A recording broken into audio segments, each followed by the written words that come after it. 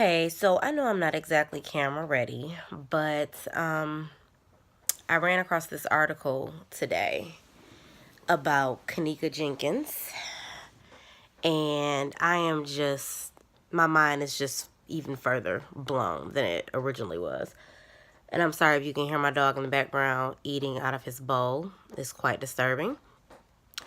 The very day that I heard the Kenneka Jenkins story about her being found in a freezer of a hotel, I was very disturbed. I have not been sleeping at night because it's just mind-boggling. I feel like somebody, some people have to know something. There are just too many people within this vicinity for all this mystery to be surrounding this case.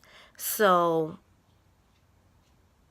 as we know, they said it was an accident. They claimed that she walked into the freezer, locked herself in, and froze to death, right?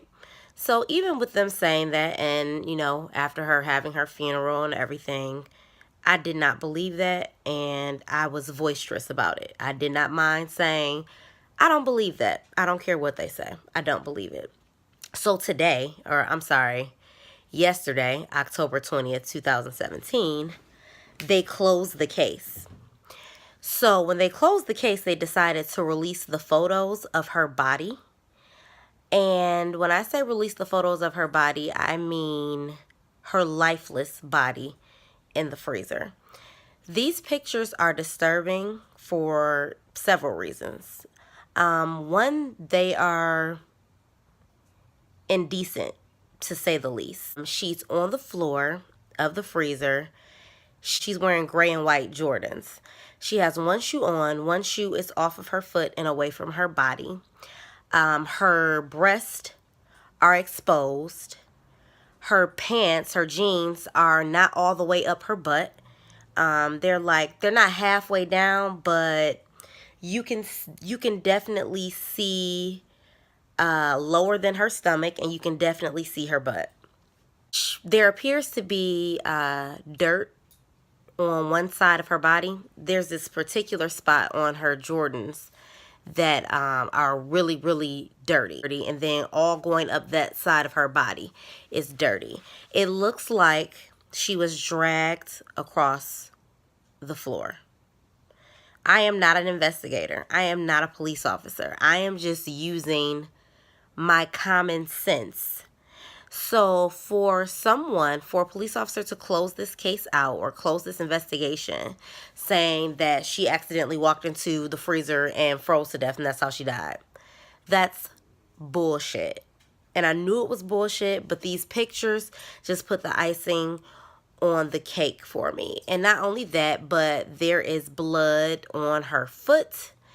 There's blood on the floor. It looks like she has a busted lip. Now, I'm not sharing these photos because I have respect for bodies.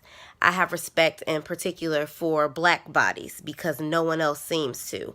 I have respect for a young black woman's lifeless body and for the feelings of her mother and her family and her friends and anyone who knew her.